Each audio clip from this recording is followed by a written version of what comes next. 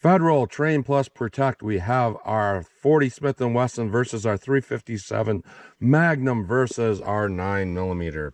Essentially what these are old school law enforcement rounds, the old high shock, federal high shock, and they've been repackaged as Train Plus Protect. And the whole point of something like that is they're a little more inexpensive, so you can have them packaged as 50 round boxes, and they are hollow points, and they're pretty good for self-defense, but they're cheap enough to shoot for practice as well. Winchester had something similar to that, but their system was a little different, where they had FMJs matched the same weight as the hollow points, but these are the actual rounds. And what's cool about this is this 357 Magnum is the high shock 357B, the most notorious 357 Magnum round out there. A 125 grain rated at 1440 feet per second. This is the one that has the quote-unquote 96% one-shot stop. Now our 40 Smith & Wesson, that is a 180 grain jacket of hollow point. That is rated at 1,000 feet per second. And our 9mm is our 115 grain jacket of hollow point, rated at 1180 feet per second. So I'm going to use full-size guns today. Our 5-inch M&P 2.0s here for our 9mm and our 40 Smith & Wesson, and our 4-inch Smith & Wesson 686 for our 357 Magnum, because that has about the same overall bullet travel in those guns, with about the same size guns.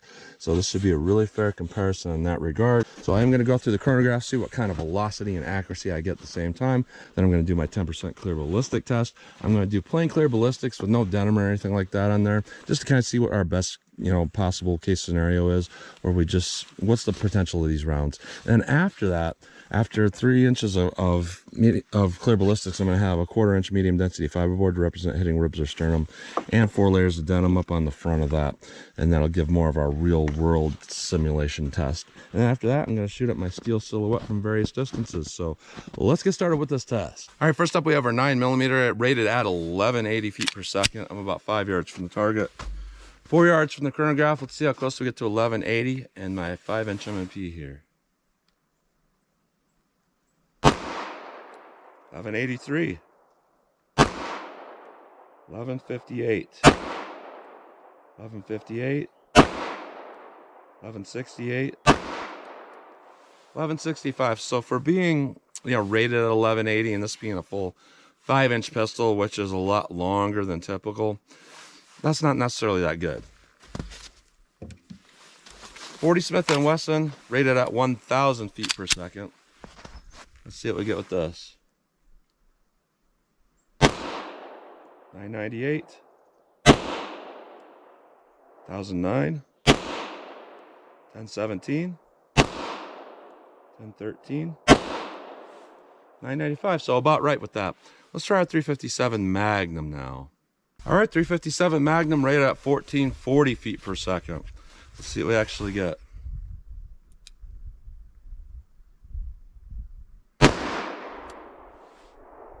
1285.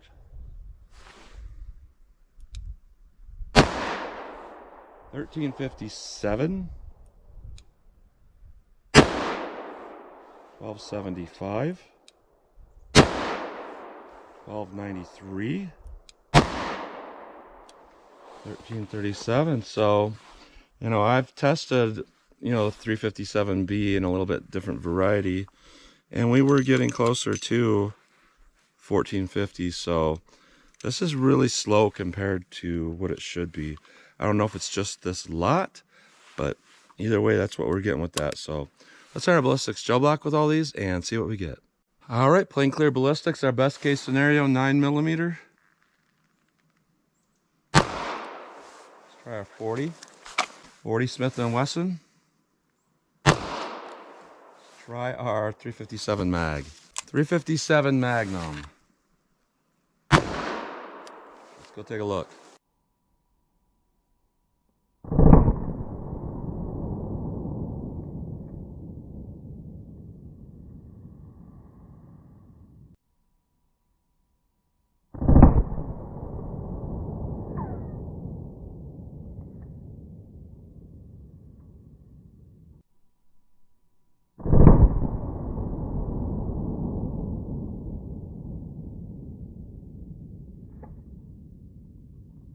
All right, so what we got with our 9mm is really good expansion. We're at about About an even 12 inches, barely meeting our minimum. Our 40 Smith & Wesson, we have about 15.5 inches, and with our 357 Magnum, we're right at about 13 inches. All of them have pretty good expansion. So let's put on our MDF in our denim and see how they compare that way. All right, 9mm MDF in denim.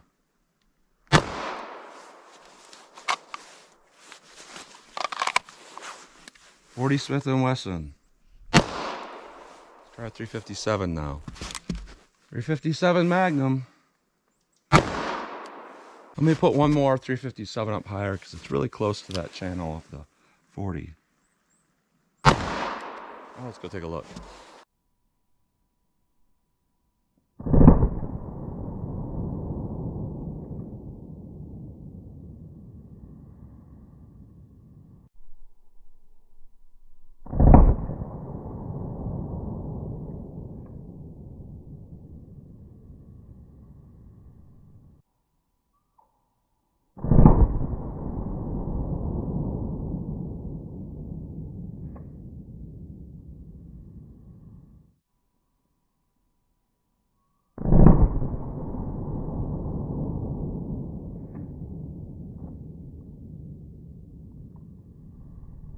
All right, so a little bit different performance between all of these.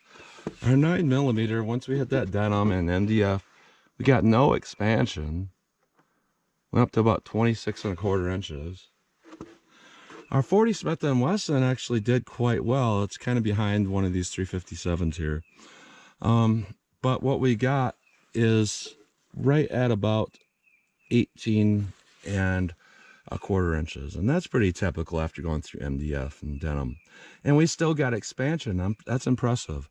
Now with the 357, both of them got expansion. Our first one was 14.25 inches, but that one kind of went into this channel a little bit. This one's its own channel. We got about 17.5 inches. So when I look at all the penetrations and everything like that, the one that's the most textbook here across the board is the 357 Magnum. However, our 40 Smith & Wesson is really, really close because it's quote-unquote over-penetration of like 18.25 inches. Really isn't over-penetration. Plain gel, you know, it penetrated really, really well. So what I'm seeing from this is both of our 357 and our 40 seem to be consistent. And that's what I'm looking for in a good round. You know, I would actually carry that 40 Smith & Wesson. You know, we were right there, perfect velocity compared to its rating on a 5-inch pistol. And we got pretty close to textbook, and that's pretty good for cheap ammo. 357 Magnum, it's one of those things where it did perfect, but at the same time, it's really far below rated velocity. So you're not really getting out of it what you think you're getting out of it. Does that mean it's bad? No. It just means that, you know, the original loading of this had a little more oomph. So let's see what I can do at my steel silhouette. I think I'm going to do 12 yards.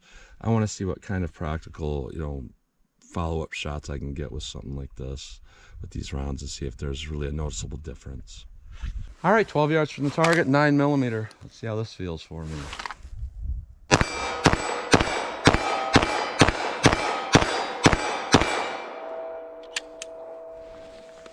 Feels pretty nice. Now, with our 40 Smith & Wesson, we'll see if there's really a noticeable difference here.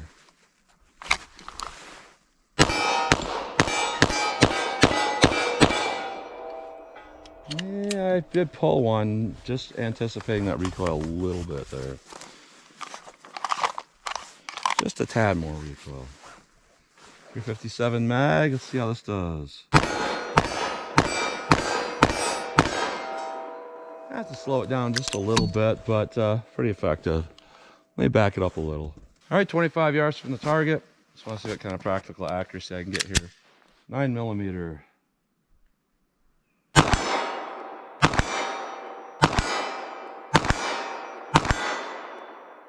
See if I can place a headshot.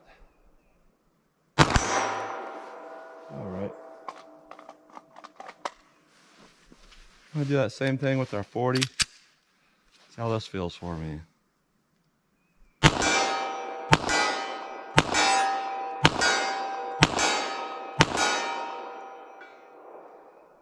I place a headshot. One more. So these are shooting a little high. Let me aim low about 6 inches. Oh, just a little bit different point of aim and impact. A little bit more time to recover those shots from recoil. 357 mag. Let's see how this does. Go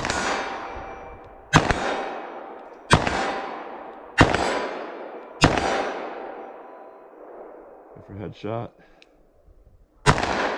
Oh, a little too high with that one too. That's some noticeable sound with those. Let me back it up. I heard him back from 75 yards, and the reason is why not? You know, 5-inch pistols, 4-inch revolvers, duty size gun. There's enough sight radius there that I should be able to make some hits from 75 yards. One thing that's nice about ammo like this for training is that hollow points are theoretically a little bit more accurate than FMJs because you're shifting more of that weight towards the rear of the bullet, and that makes it more accurate at a distance. So let's see what we get with our 9mm here. And about 75 yards from the target. See if I can make any hits.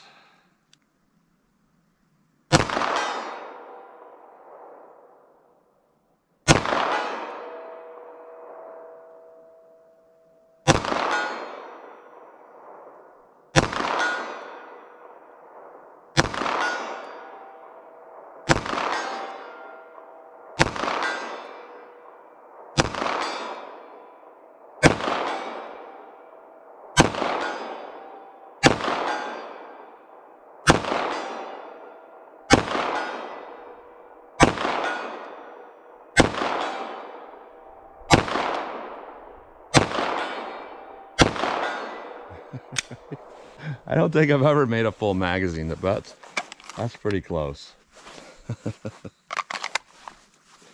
40 Smith & Wesson. Let's see if the point of impact is okay with this. See how this shoots for me.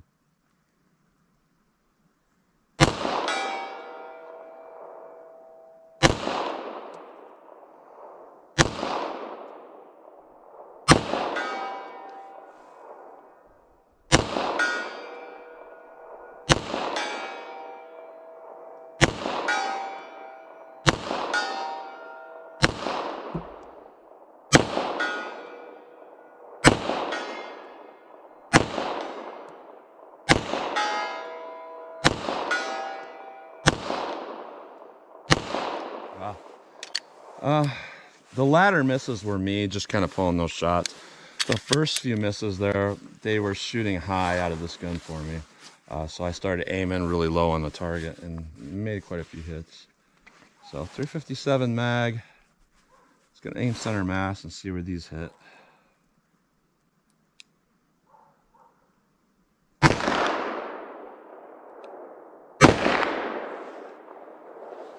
I think they may be hitting high.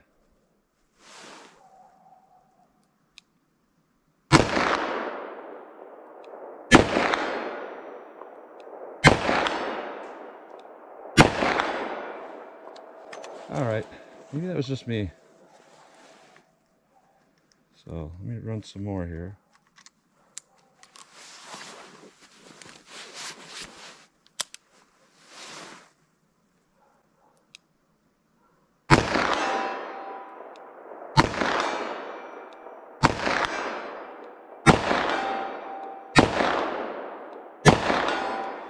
I pulled that one a little bit to the left.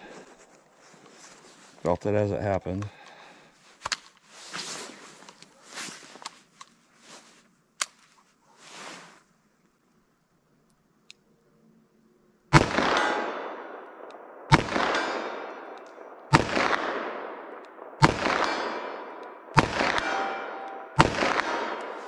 All right, so relatively accurate rounds overall. The takeaway from this is every one of them had a little bit something to be desired here, but all of them were pretty decent. Now the 9mm, hands down, wins for shootability and accuracy, and I know a lot of people are going to say that counts for a lot. I'd rather carry that, and you know, if I have over penetration, so be it. And I can understand that. You know, you got 18 rounds of very accurate ammo. Every distance I fired it from, it was point of aim and impact, so you got the velocity for that. Our 357 Magnum, a couple things wrong there. You know, ballistically it did perfect, but You have a lot of recoil when you go up to 357 Magnum. And even when you have cartridges that are only about as powerful as 40 Smith & Wesson, maybe mid upper 400 foot-pound range, you still deal with more recoil.